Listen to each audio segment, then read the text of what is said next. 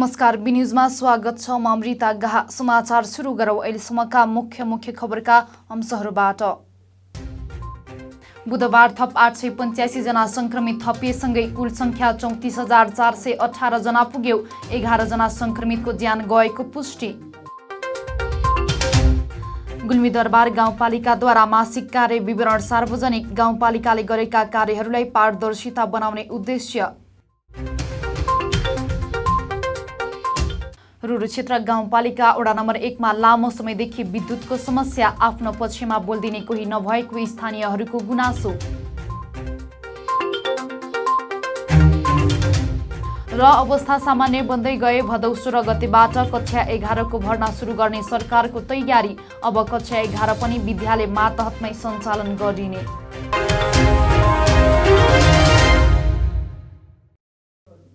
समाचार अब विस्तारमा। बुधबार थप 885 जना कोरोना संक्रमित थपिएसँगै संक्रमितको कुल संख्या 34,418 जना पुगेको छ। त्यस्तै पछिल्लो 24 घण्टामा 11 जनाको कोरोना भाइरस संक्रमणको कारण मृत्यु भएको स्वास्थ्य तथा जनसङ्ख्या मन्त्रालयले जनाएको छ। होम आइसोलेसनमा बस्ने 6,028 जना हुनुहुन्छ र संस्थागत आइसोलेसनमा 8,711 जना हुनुहुन्छ र गएको 24 घण्टामा संक्रमण मुक्त भई 385 जना घर फर्किनु भएको छ। त्यो भनेको 56.6% हो र यसरी संक्रमितहरू निको भई घर जाने काममा सघाउने सम्पूर्ण चिकित्सक, स्वास्थ्यकर्मीहरू, नर्सेजहरू, अन्य शुभेच्छुक सबैलाई चाहिँ हामी स्वास्थ्य मन्त्रालयको तर्फबाट धन्यवाद दिन चाहन्छौँ।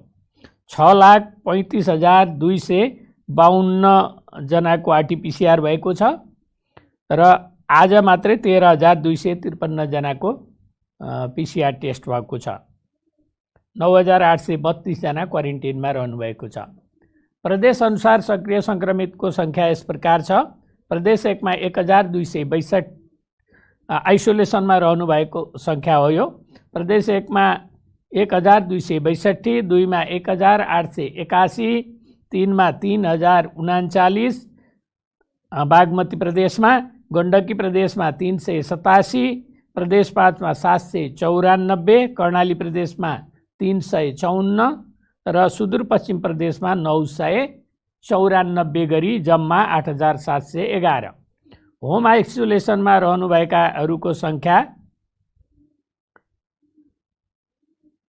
प्रदेश 1 मा 322, प्रदेश 2 मा 3,675, बागमती प्रदेशमा 1,479, गण्डकी प्रदेशमा 18, प्रदेश 5 मा 454, कर्णाली प्रदेशमा 27 र सुदूरपश्चिम प्रदेशमा 33 जना हुनुहुन्छ। 2वटा कल सेन्टरबाट हामीलाई 1,036 वटा कल प्राप्त भएका छन्। हाम्रो स्वास्थ्य एप्लिकेसन डाउनलोड गर्नेको संख्या 1,72,360 रहेको छ र सो मूल्याङ्कन भर्नेहरूको टोटल संख्या 76,647 छ र जोनमा 583 जना पर्नुभएको छ। हाम्रो वेबसाइट हेर्नेको संख्या 34,04,778 रहेको छ र भाइबर ग्रुपमा जोडिनेको संख्या 4,53,606 छ। प्रदेश तथा जिल्ला अनुसार संक्रमण पुष्टि भएका व्यक्तिहरूको विवरण दिन चाहन्छु। प्रदेश 1 मा खोटाङमा 1 जना, झापामा 16 जना, तेह्रथुममा 8 जना, पाँचथरमा 4 जना, मोरङमा 13 जना र सुनसरीमा 55 जना। प्रदेश 2 मा धनुषामा 43, पर्सामा 1, बारामा 24, महोत्तरीमा 18, रौतहटमा 20, सप्तरीमा 1, सर्लाहीमा 120, सिराहामा 3। बागमती प्रदेशमा काठमाडौँमा 230, काभ्रेपलाञ्चोकमा 21, चितवनमा 42, दोलखामा 2, धादिङमा 2, भक्तपुरमा 24, मकवानपुरमा 18, रामेछापमा 1, ललितपुरमा 47 र सिन्धुपाल्चोकमा 1। गण्डकी प्रदेशमा कास्कीमा 4, गोर्खामा 1, नवलपरासी पूर्वमा 7, लमजुङमा 23। प्रदेश 5 मा अर्घाखाँचीमा 1, कपिलवस्तुमा 4, दाङमा 16, नवलपरासीमा 2, प्युठानमा 22, बर्दियामा 1, बाँकेमा 4, रूपन्देहीमा 19 र रोल्पामा 1। कर्णाली प्रदेशमा जाजरकोटमा 1, दैलेखमा 1, सल्यानमा 1, सुर्खेतमा 7, अछाममा 20। सुदूरपश्चिम प्रदेशमा कञ्चनपुरमा 2, कैलालीमा 29, डडेलधुरामा 2, डोटीमा 2 र अछाममा 20। मैले माथि भनेछु, माफ गर्नुहोला। देशभरिको जम्मा 279 महिला र 586 पुरुषसहित 885 जना सङ्क्रमित हुनुभएको छ। अब प्रदेशअनुसार क्वारेन्टाइनमा राख्नेहरूको सङ्ख्या म भन्न चाहन्छु। प्रदेश 1 मा 856, प्रदेश 2 मा 968, बागमती प्रदेशमा 766, गण्डकीमा 2343, प्रदेश 5 मा 1179, कर्णाली प्रदेशमा 514 र सुदूरपश्चिम प्रदेशमा 3186 गरी जम्मा 9832। डिस्चार्ज हुनेहरूको विवरण पनि प्रदेशवाइज। प्रदेश 1 मा 1356, प्रदेश 2 मा 4315, बागमती प्रदेशमा 919, गण्डकी प्रदेशमा 1652, प्रदेश 5 मा 4651, कर्णाली प्रदेशमा 2017 र सुदूरपश्चिम प्रदेशमा 4594 गरी जम्मा 19504। आइसियुमा रहनुभएको व्यक्तिहरूको सङ्ख्या जम्मा 151 छ। त्यसमध्ये प्रदेश 1 मा 16, प्रदेश 2 मा 44, बागमतीमा 71, गण्डकीमा 3 र प्रदेश 5 मा 17। र भेन्टिलेटरमा रहनेहरूको सङ्ख्या प्रदेश 1 मा 1 र बागमतीमा 13 गरी जम्मा 14 जना। जिल्लागत 500 भन्दा माथि सङ्क्रमितहरू रहेको जिल्लाहरूमा सक्रिय सङ्क्रमितहरू रहेको जिल्लाहरू छन् मोरङ, महोत्तरी, पर्सा, बारा, रौतहट, सर्लाही र काठमाडौँ। र सङ्क्रमितहरू नभएको जिल्लाहरू 2टा छन्, मुस्ताङ र हुम्ला। गुल्मी जिल्लाको गुल्मी दरबार गाउँपालिकाले आफ्नो मासिक कार्य विवरण सार्वजनिक गरेको छ। गाउँपालिकाले मासिक विद्युतीय बुलेटिन प्रकाशित गर्दै कार्यपालिकाका सम्पूर्ण विषय सार्वजनिक गरेको र गाउँपालिकाले गरेका कार्यहरूलाई पारदर्शी रूपमा आम जनतासम्म पुर्याउने उद्देश्य रहेको गाउँपालिकाले जनाएको छ। बुलेटिनमा जनप्रतिनिधि तथा कर्मचारीको विवरणका साथै जिम्मेवारीको विषयमा समेत जानकारी गराइएको छ।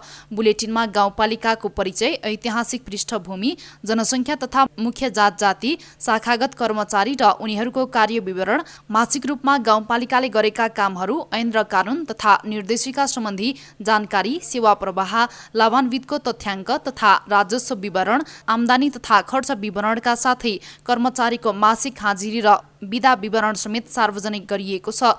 गाउँपालिकाको परिचयदेखि मासिक रूपमा भए गरेका मुख्य काम सहितका सम्पूर्ण विवरण उक्त बुलेटिनमा सार्वजनिक गर्न थालिएको गाउँपालिकाका प्रमुख प्रशासकीय अधिकृत लक्ष्मण पाण्डेले बताउनुभयो। जनतालाई केन्द्रमा राखी जनताको अधिकतम हितको लागि सञ्चालन गरेको विभिन्न गतिविधिहरूको जानकारी सरकारवालाहरूलाई उपलब्ध गराउँदा सबैले सूचना पाउने संवैधानिक हकको प्रत्याभूति गराउन र सूचनाको हक सम्बन्धी ऐन तथा नियमावलीको कार्यान्वयन गर्नका लागि यस्तो कार्य गरिएको गाउँपालिकाले जनाएको छ। कोरोना भाइरस नियन्त्रण तथा रोकथामको लागि लगाइएको निषेधाज्ञाको बुधबार 5औं दिन पनि सदरमुकाम तमघास सुनसान बनेको छ।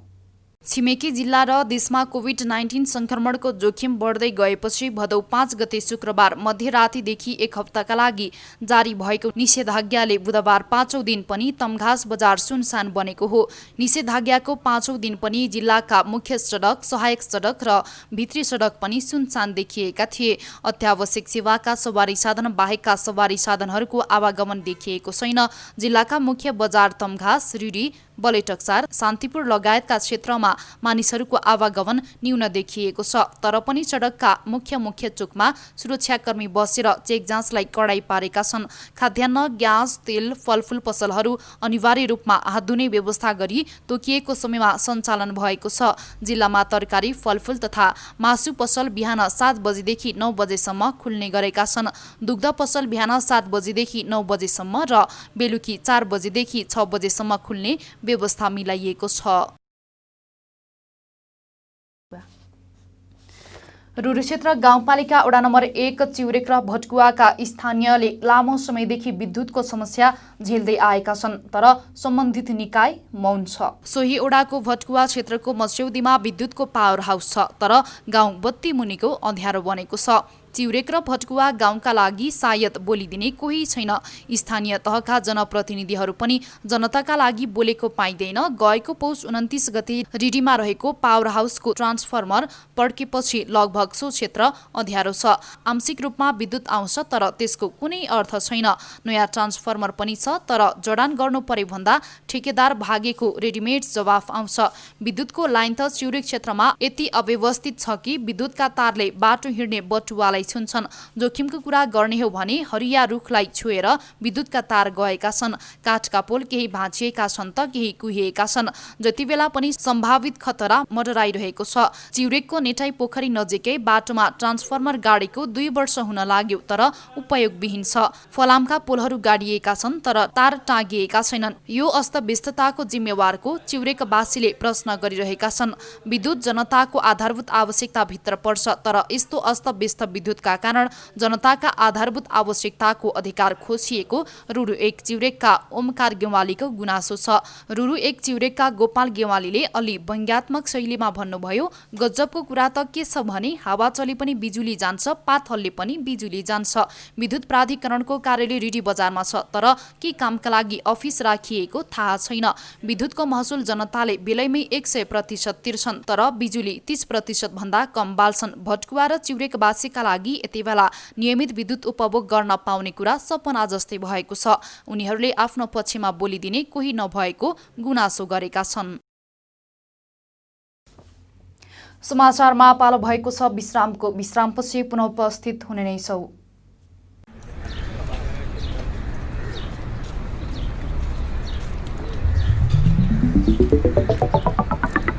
विशाल अनि तिर्सना, तिमीहरू कता हिँडेको? कता हिँड्नु नि? जुत्ता चप्पल किन्न भनेर आएको। यत्रो तमघास घुमिसके, राम्रो जुत्ता चप्पलै पाइँदैन। हाम्रो गुल्मीको विश्वासिलो, चर्चित र भरपर्दो कार्की रेडिमेड स्टोर छ त।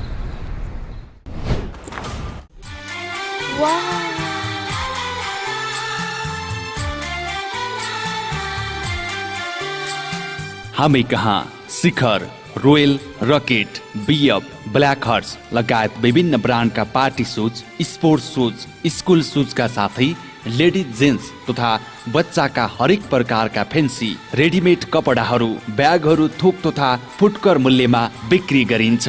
Proprietor Arjun Karki. Phone number 079 520 636। Karki readymade and shoes centre, Tamghas, Gulmi. एकपटक आएर त हेर्नुहोस्। भ्रष्टाचार विरुद्धको नागरिक निगरानी संस्था गुल्मीको अनुरोध। भ्रष्टाचार विरुद्धको अभियानमा आम नागरिकहरूलाई एकजुट गराउने उद्देश्यले अख्तियार दुरुपयोग अनुसन्धान आयोगको सहकार्यमा गुल्मी जिल्लामा भ्रष्टाचार विरुद्धको नागरिक निगरानी संस्था गठन भई क्रियाशील रहेको जानकारी गराउँदछौँ। भ्रष्टाचार राष्ट्रको महारोग हो, यसको विरुद्धमा सबै नागरिक एकजुट बनौं। भ्रष्टाचारीलाई सामाजिक रूपमा बहिष्कार गरौं। जिल्लामा भ्रष्टाचारको अन्त्य गरी सुशासन र सदाचारितालाई प्रवर्धन गरौं। सार्वजनिक विकास निर्माण र सेवा प्रवाहमा हुने अनियमितता, ढिलासुस्ती र भ्रष्टाचार रोक्न नागरिक तहबाट निगरानी बढाउँ। सबैले संस्थागत सुशासन, पारदर्शिता र जवाफदेहिताको पालना गरौं। सूचना लिने र दिने बानीको विकास गरौं। भ्रष्टाचार विरुद्ध शून्य सहनशीलता अपनाऊ। भ्रष्टाचार र अनियमितताका विरुद्ध अख्तियार दुरुपयोग अनुसन्धान आयोगको टोल फ्री नम्बर 166001 22 233 वा हटलाइन 107 मा उजुरी गरौँ। भ्रष्टाचार र अनियमितता सम्बन्धी कुनै जानकारी भएमा यस संस्थाको मोबाइल नम्बर 9866634344 वा इमेल citizenjury@gmail.com मा सूचना गरिदिनु हुन सबै गुल्मेली नागरिकहरूमा अनुरोध छ। अनुरोधक भ्रष्टाचार विरुद्धको नागरिक निगरानी संस्था Gulmi. Evergreen party palace and restaurant. हामी कहाँ एसी रुम तथा नन एसी रुम, 24 घण्टा तातो चिसो पानीको व्यवस्था, शान्त रमणीय वातावरणमा 24 घण्टा गाडी रिजर्भको पनि व्यवस्था छ। Our services We are open for birthday party, wedding party, seminar reservation, all kinds of fast foods and home delivery also available.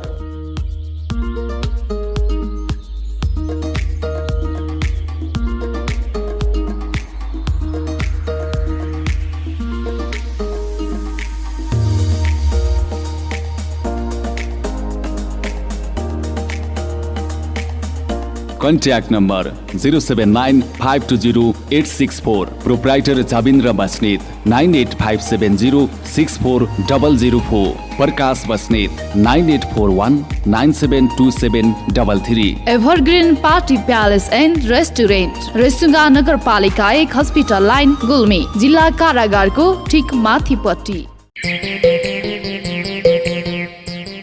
ओहो मित्र, आज त पैसाको बाहरै बाहर छ त।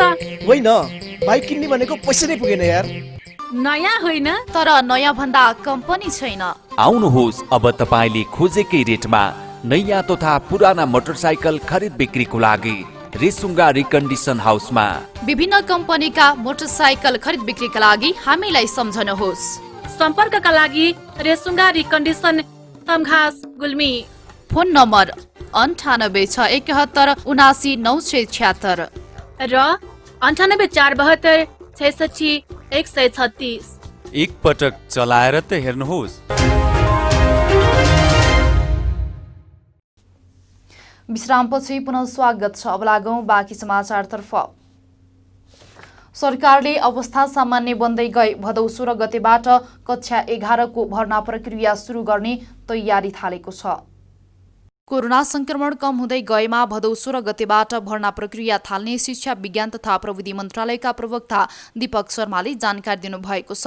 विद्यार्थीमा भर्नाबारे अन्यलता छाएको भन्दै यस विषयमा मन्त्रालय गम्भीर रूपले लागि परेको उहाँले बताउनुभयो। एसी परीक्षाको नतिजा प्रकाशित भएपछि विद्यार्थी कहिलेबाट भर्ना खुल्छ भन्दै अन्यलताका बीच बसेका छन्।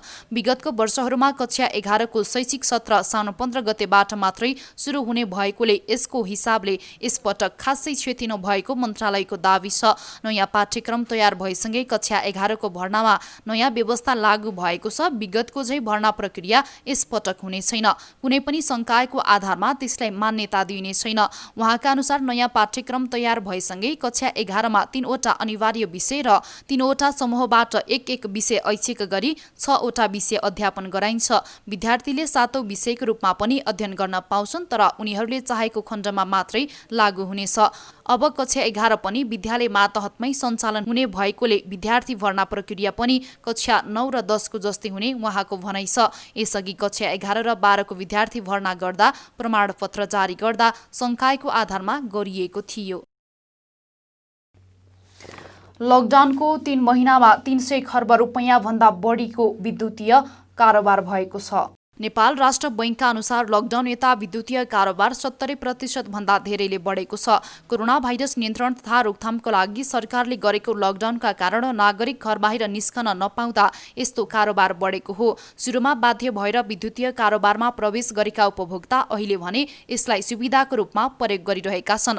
वैशाखदेखि असारसम्म लकडाउनका 3 महिनामा 308 खर्ब रुपैयाँको विद्युतीय कारोबार भएको नेपाल राष्ट्र बैंकको तथ्याङ्क छ। 3 महिनामा सबैभन्दा धेरै real times gross settlement RTGS मार्फत कारोबार भएको छ। असारमा मात्रै आरटीजीएस मार्फत 114 खर्ब 83 करोड 30 लाख रुपैयाँ कारोबार भएको छ। ईसीसी मार्फत 7 खर्ब 92 अर्ब, आईपीएस मार्फत 2 खर्ब 23 अर्ब, कनेक्ट आईपीएस मार्फत 2 खर्ब 23 अर्ब रुपैयाँको कारोबार भएको छ।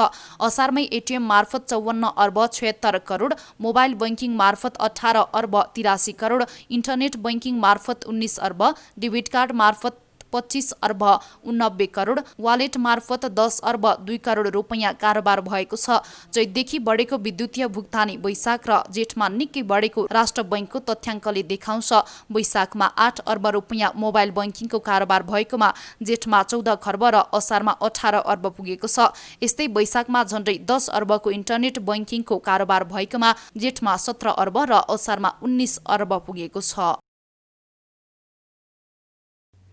हामी समाचारको अन्त्यमा छौं, तर बिदा हुनु पूर्व यस प्रसारणका मुख्य समाचार पुनः एकपटक।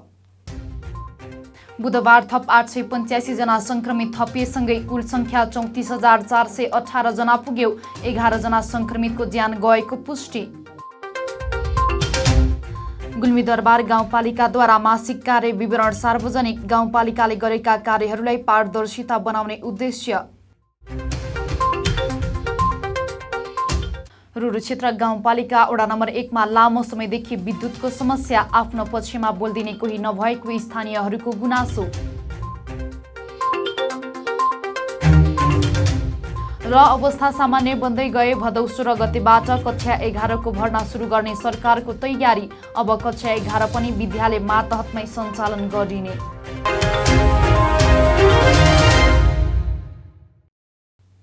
अहिलेलाई बी न्यूज यति नै। हेर्दै गर्नुहोला BTV HD। हवस् त, नमस्ते।